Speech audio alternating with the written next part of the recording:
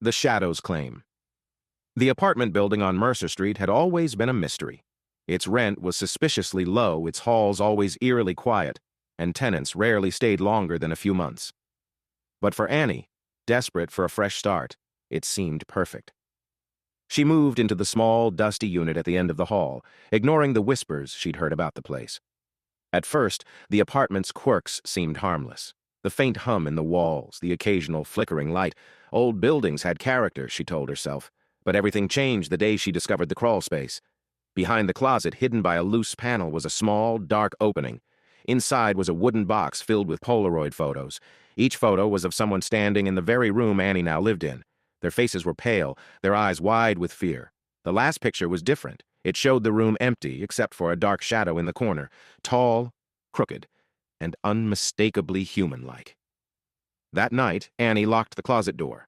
But at 3:33 a.m., she woke to a soft knocking sound, 3 deliberate taps.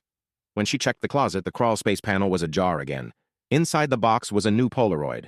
Annie, sitting on her bed, staring in terror at the door.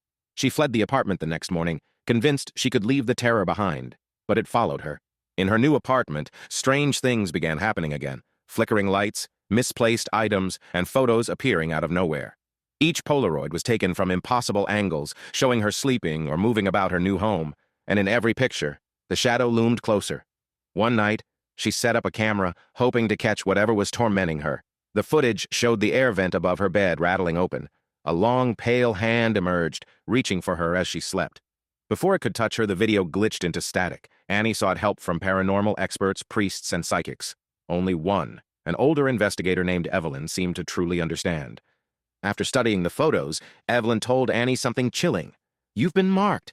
It's not a spirit, it's something older, something that doesn't haunt places, it haunts people." Evelyn gave Annie one piece of advice: return to where it started. The building on Mercer Street. Armed with salt, candles, and rituals Evelyn had taught her, Annie went back. She lit the candles in her old apartment, chanting the words meant to banish the entity. The shadow emerged from the crawl space, more menacing than ever. "You opened the door," it growled. "You belong to me." Annie stood her ground, throwing salt and continuing the ritual. The shadow writhed and screamed as it was forced back into the crawl space. The apartment shook, and the hum in the walls turned into a deafening roar before it suddenly went silent. The shadow was gone, or so she thought. Annie left the city, burned the Polaroids, and rebuilt her life. Years passed without incident, and she started to believe she was finally free. But one day, while packing for a move, she opened an old box from storage. Inside was a single Polaroid. It showed her old apartment on Mercer Street. The room was empty, but in the corner, the shadow loomed. On the back of the photo, written in smeared ink, were 2 words: "Not yet."